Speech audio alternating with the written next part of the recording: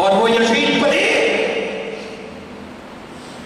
اس صحابہ کا نعرہ لگانے والوں ظالموں، اس نے صحابہ کا کیا اکرام کیا تھا؟ میرے ذہن میں بات آ رہی۔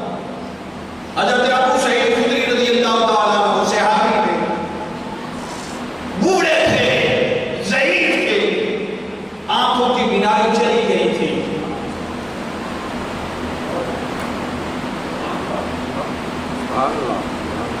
اس ملعون یزید نے حضرت ابو سعید خدری کی داڑھی سے پکڑ کر ان کے چہرے پر اپنے دربار میں تھپڑ ماری۔ صحابہ کی محبت کے علم بردارو، کچھ تو سوچو۔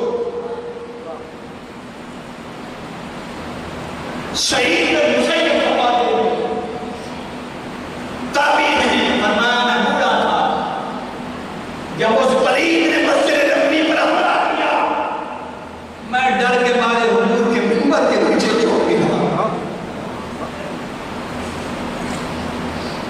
میں 3 دن تک گھوڑے پیشاب کرتے رہے، خچر پیشاب کرتے رہے، اور میں آقا کے منبر کے نیچے حضور کے مزارے پر اللہ سے آزاد کی آواز سنتا تھا۔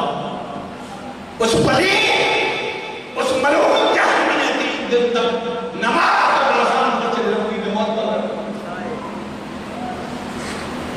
وہ کہاں کا مسلمان ہوتے ہیں؟